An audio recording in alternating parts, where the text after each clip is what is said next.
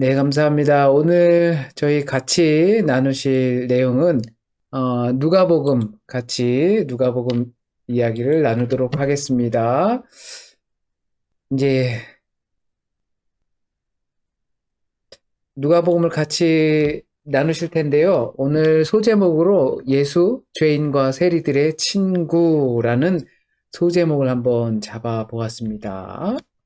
저자 누가 지었을까요? 예, 농담처럼 하는 말이죠. 누가가 이 누가복음의 저자가 되겠습니다. 아, 그리스어를 저는 뭐 이렇게 잘하는 게 못 되니까 목사들이라고 해서 제가 독일에서 그리스어 시험을 다 보았다고 해서 문체가 좋다 뭐 이걸 평가를 할 수 있는 실력이 되질 못합니다. 그래서 학자들에 의하면 그 누가복음과 사도행전 그리고 히브리서에 기록된 그리스어 문체가 굉장히 탁월하다라고 기록이 되어 있어요.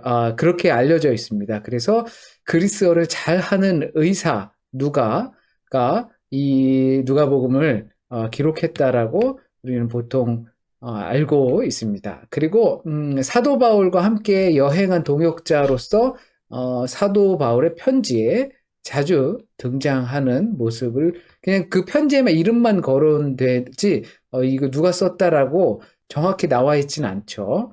그런데 그 문체와 그 실력과 바울과 동행했던 내용들을 통해서 봤을 때 그 전승으로 인해서 바울에게 그리고 사도들로부터 자료들을 모아서 기록한 것으로 보통 알려지고 있습니다. 그러면 특이한 점은 이제 누가복음과 사도행전 이게 누가가 다 기록했다라고 알려져 있는데 왜냐하면 서두 부분에 이제 데오빌로 각하에게 보낸다라는 내용을 기록하고 있고 그 기록해 내려가는 품새가 역사적인 배경을 두고서 사용하는 것들이 유사하기 때문에 그런데 사도행전 1장 아주 서두에 보면 이 목적을 기록해 놓고 있습니다. 내가 이것을 왜 쓰냐 하면 목격자와 말씀에 일꾼된 자들이 전한 것이다. 그것들을 더 확증하기 위해서 알고 있는 바를 더 확실하게 하기 위해서 내가 이 기록을 한다. 누가복음을 기록한다. 그러니까 그 전에 이 목격자와 말씀에 일꾼된 자들이 전한 복음이 있다라는 것이죠. 그런데 거기에 이거를 접하는 사람들이 더 풍성하게 느낄 수 있게끔 더 확실하게 하게끔 구체적으로 더 자세히 기록한다라는 거죠. 말씀에 일꾼된 자들을 전한다. 이거 과연 누굴까라고 생각했을 때 베드로이거나 또는 바울이거나 여인들이 될 수 있다.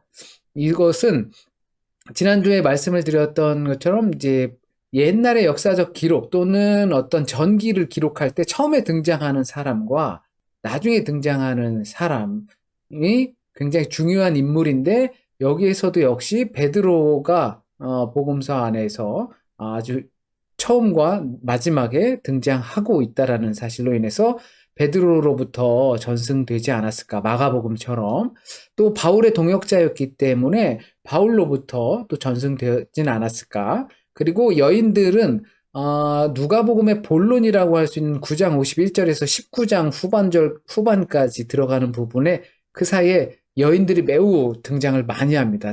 차근차근 살펴보겠지만 이 여인들이 그 예수 그리스도와 그 제자들에게 아주 혁혁한 공을 세운 사람들입니다. 그렇기 때문에 그 목격한 여인들을 통해서 듣지 않았을까라고 생각할 수 있는 거죠. 이 목격자와 말씀에 일꾼된 자가 누구인지는 정확히 모르지만 그거에 대해서 더 확실하게 하기 위해서 그 확실한 것은 예수가 언약의 성취된 자이다라는 것을 알려주기 위한 것이죠. 그렇다면 우리가 복음서 지금 현재 계속 보고 있지만 누가복음에만 나오는 예수 그리스도의 생애가 있습니다. 웬만하면 조금씩은 다 알고 계실 것 같아요. 먼저는 태생이에요. 태어난 내용들이 그 마태복음과 누가복음이 큰 차이를 보이고 있죠. 여기서 특히나 성령으로 그리고 성령의 사람으로서 이 이야기가 전개가 됩니다.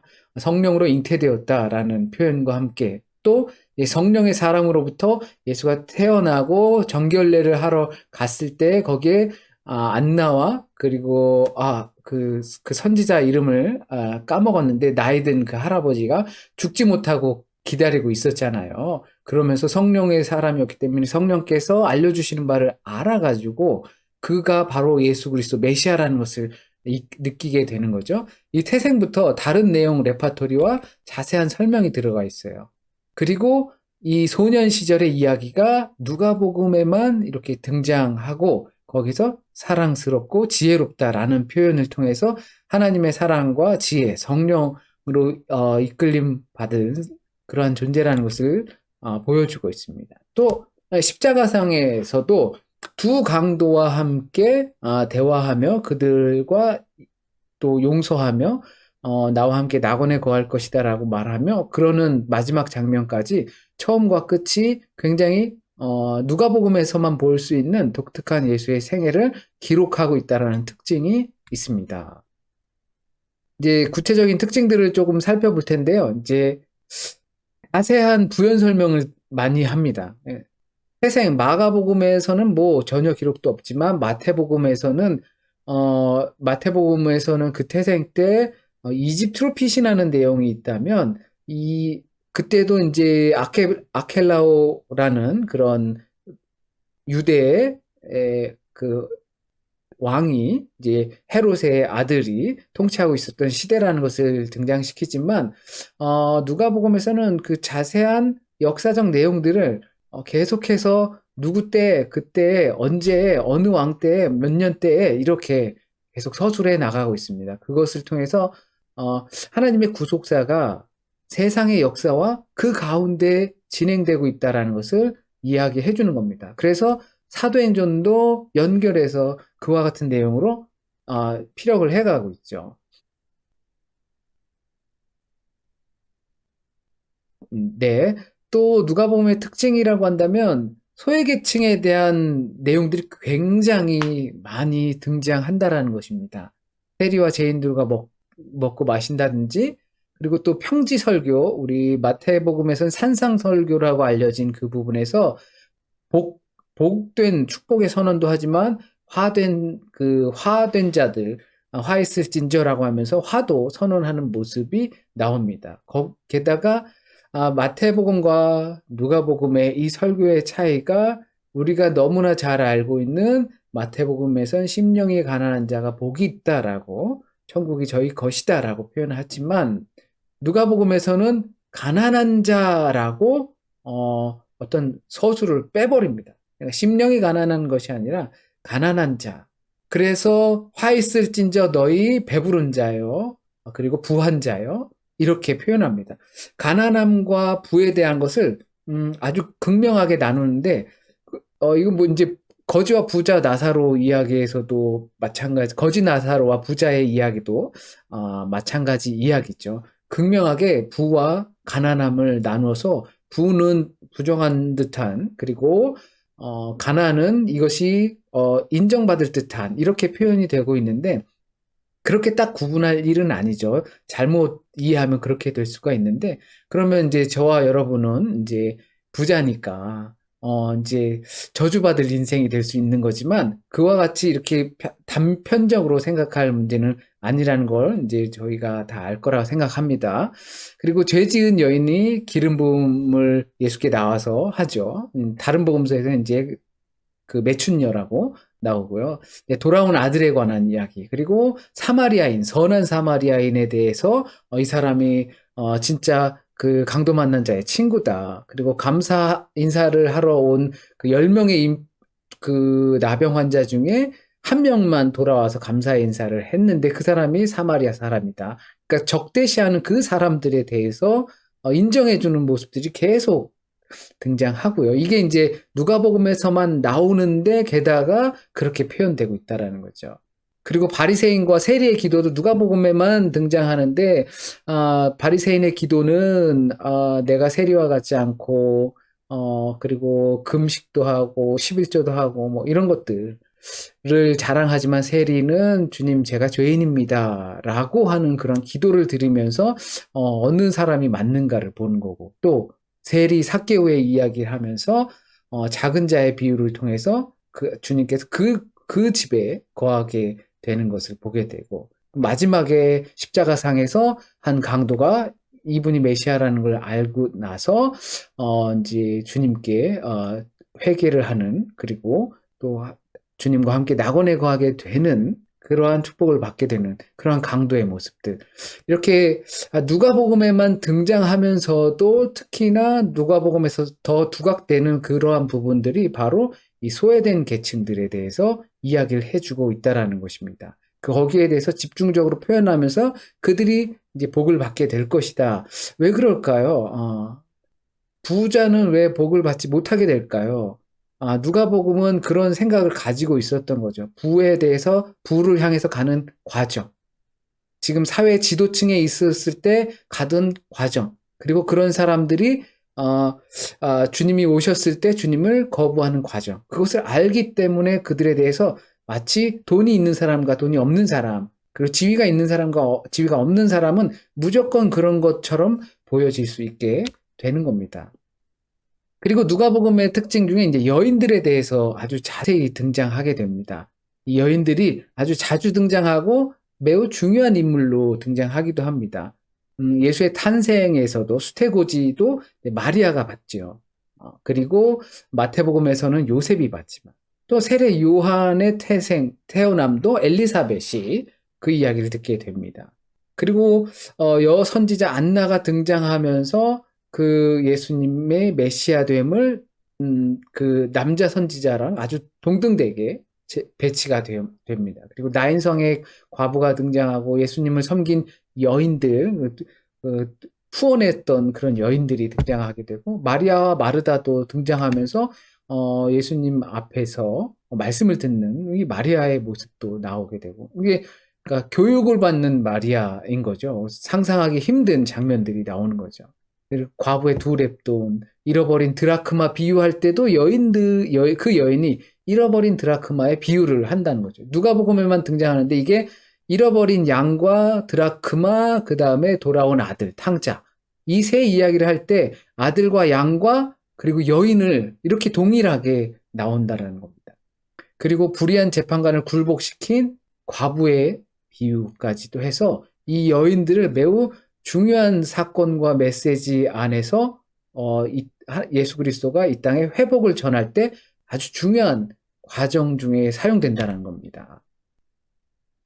그리고 예루살렘과 이제 성전에 대한 강조를 하시게 됩니다. 예루살렘과 성전으로 가는 긴 내용이 9장 51절에서 19장 후반절까지 굉장히 길게 나옵니다. 다른 복음서와 다르게 마가복음은 매우 적은 분량, 한 장 정도 분량으로만 가는 동안의 내용을 기록하는데, 마가복음은 아시는 것처럼 이제 사역의 치유 사역의 부분에 집중하고 그 다음에 순환 사역에 집중해서 거기 둘 다 합치면 한 7, 80%가 마가복음의 전부이죠.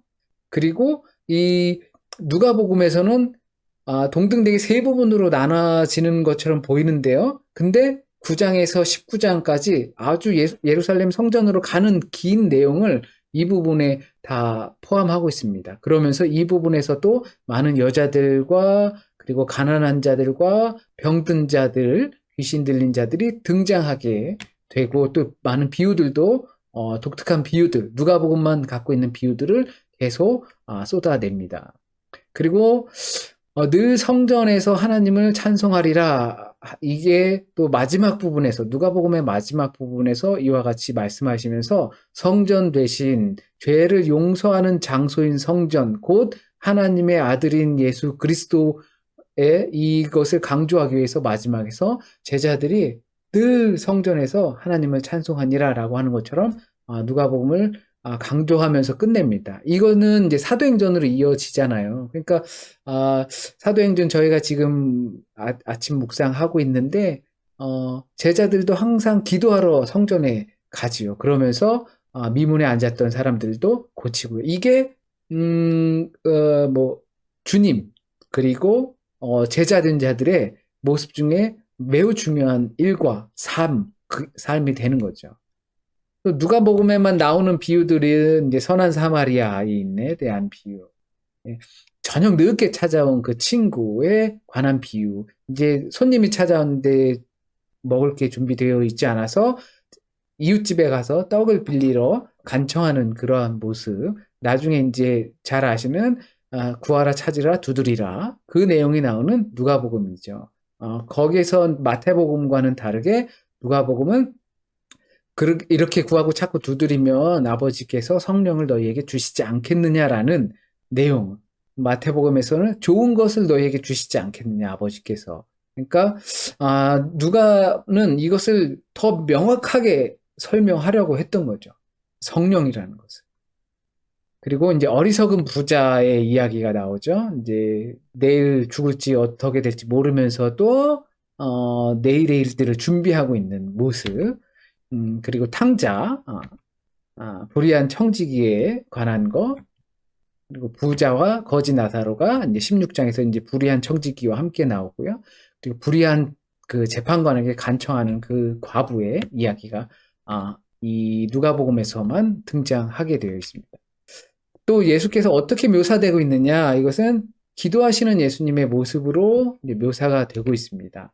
요단강에 세례를 받기 전에 이렇게 또 기도하시고, 놀라운 치유와 무리들을 피하여서 한적한 곳으로 가셔서 기도하시고, 12 제자들을 선택하시기 전에도 기도하시고, 자신의 죽음과 부활에 대한 말씀을 하시기 전에도 기도하시고, 이제 9장 18장의 첫 번째 이제 순환에 대한 예고를 하시기 전에 기도하시고, 그리고 변화산에서도 기도하시고 변모하시고, 전도 여행을 보고 때에도 기도하시고, 주기도문을 또 가르쳐 주시기 전에도 기도하시고, 그리고 겟세마네 동산에서도 기도하시고, 그리고 십자가 위에서도 2번씩이나 기도하시고, 이렇게 기도하는 모습들이 이제 매우 두각돼서 예수님의 모습을 표현하고 있죠. 그래서 사도행전으로 가도 역시 기도하는 모습이 두각이 되죠.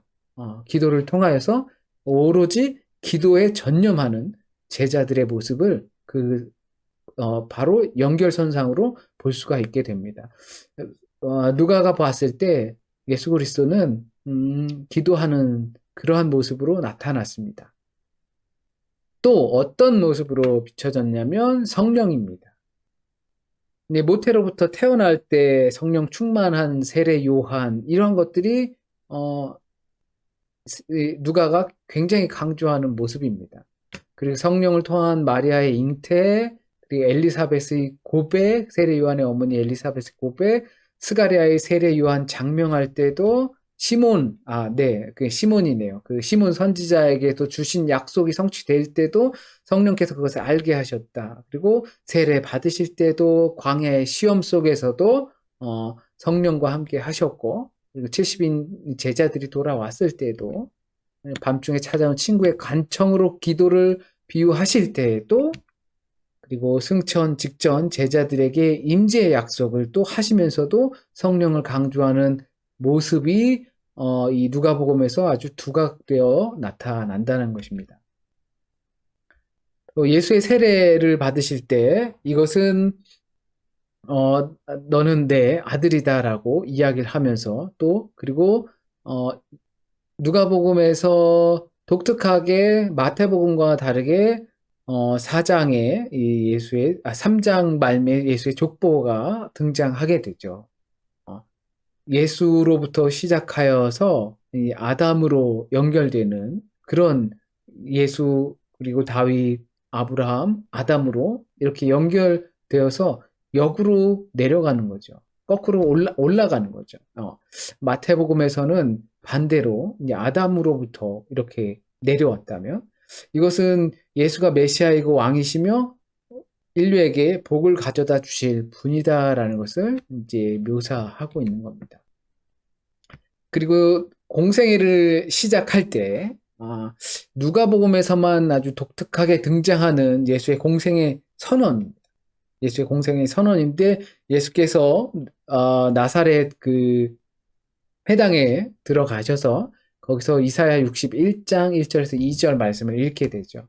주의 성령이 내게 임하셨으니 이는 가난한 자에게 복음을 전하게 하시려고 내게 기름을 부으시고 나를 보내사 포로된 자에게 자유를, 눈먼 자에게 다시 보게 함을 전파하며 눌린 자를 자유롭게 하고 주의 은혜의 해를 전파하게 하려 하심이라 하였더라. 라는 말씀을 회당에서 전하게 됩니다. 여기서 알 수 있는 것은 자유라는 것은 아페시스라고 해서 놓아주다.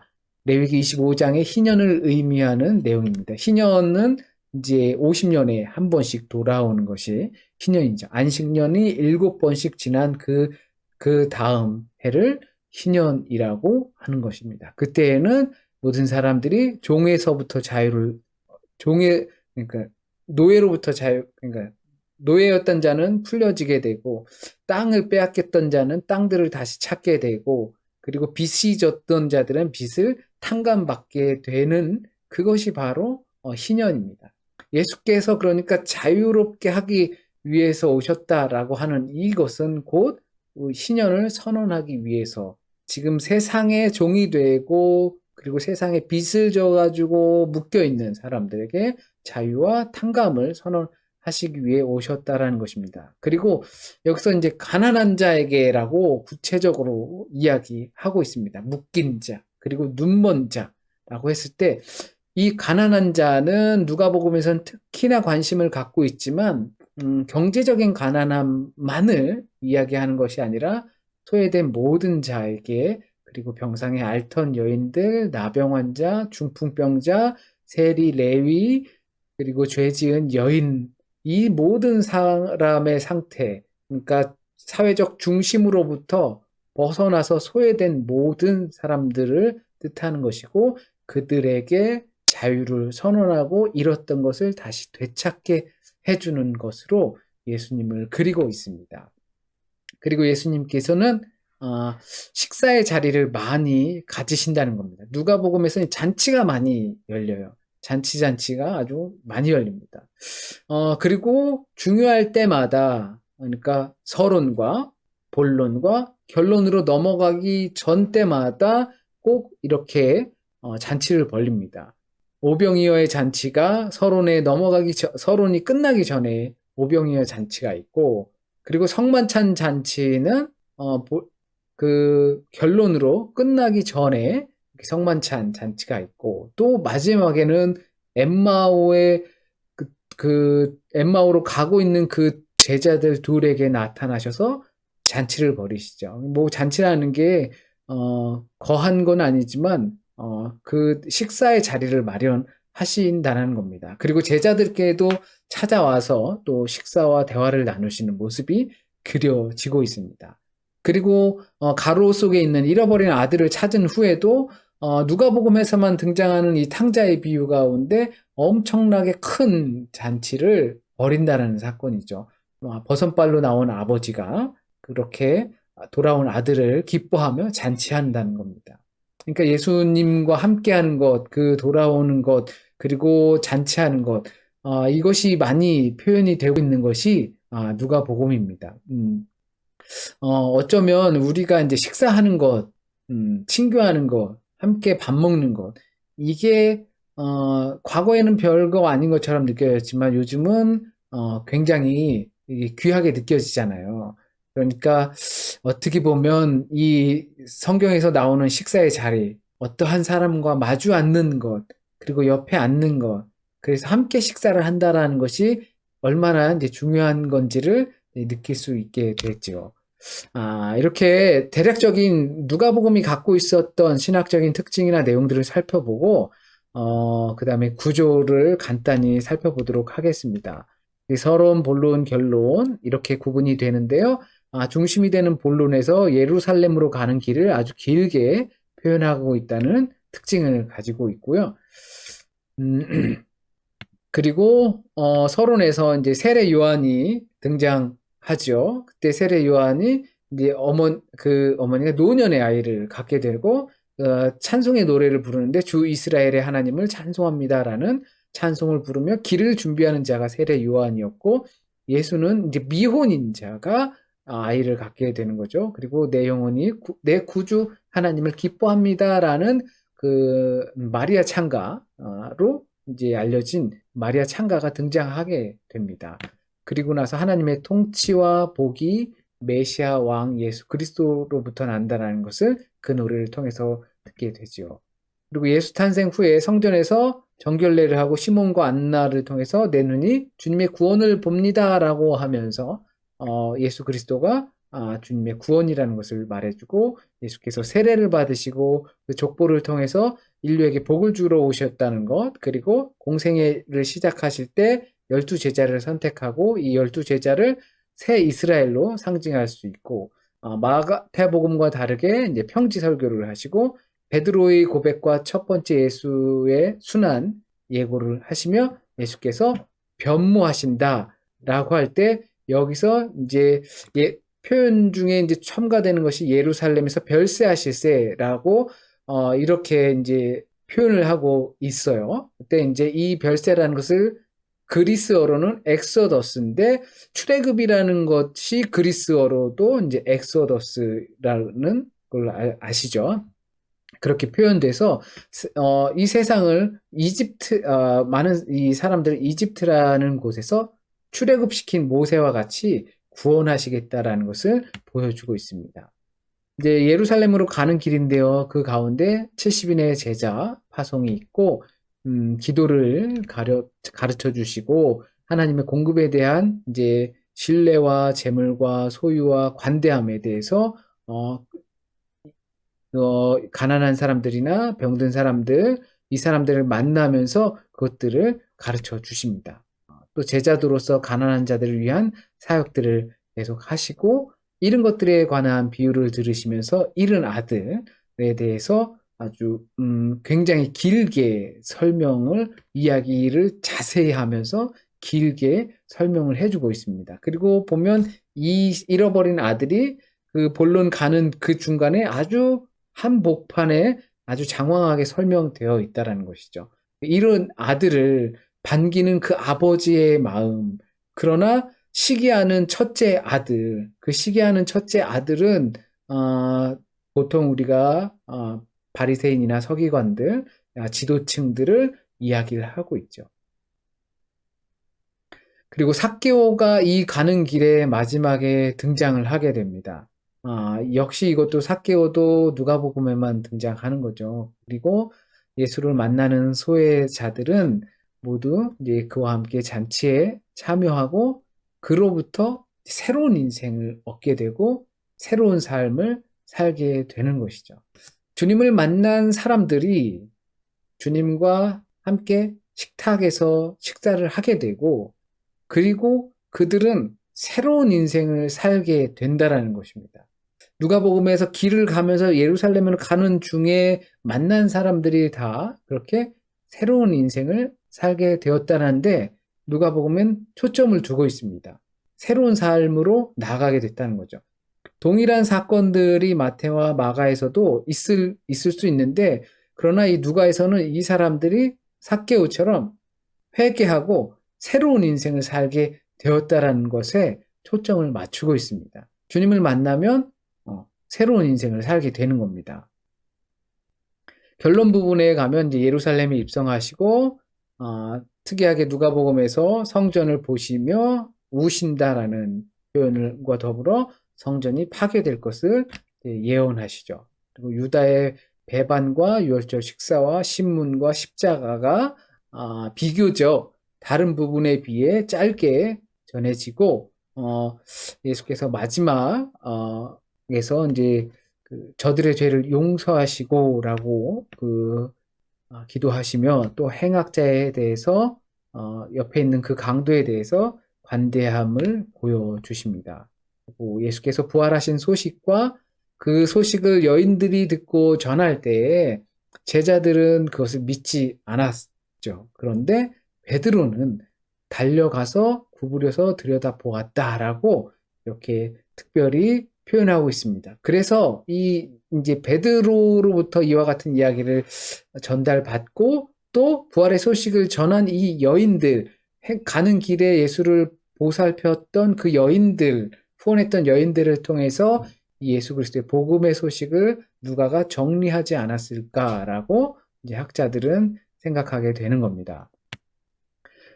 그리고 엠마오로 가는 두 제자, 그리고 제자들에게 나타나시고 증인된 사명과 성령의 능력을 기다리라 라고 하면서 이 성을 떠나지 말라라고 말씀하고 계시죠. 그러면서 사도행전으로 자연스럽게 이어지면서 예수 그리스도의 승천과 그리고 우리가 1장 8절의 말씀을 너무나 잘 알죠. 온 유대와 사마리아와 땅끝까지 이르러 내 증인이 되리라라고 하셨던 그 말씀처럼 성령을 구하고 성령을 받게 되는 역사가 이어지게 됩니다. 그러니까 1편이라고 누가복음은 1편이라고 볼 수가 있겠죠. 2편은 그 제자들의 이야기라고 아마 볼 수 있겠습니다. 그래서 누가는 이렇게 둘로 나눠서 1부작, 2부작으로 이렇게 복음의 이야기를, 또 복음이 전달되는 이야기를 기록한 것으로 보입니다.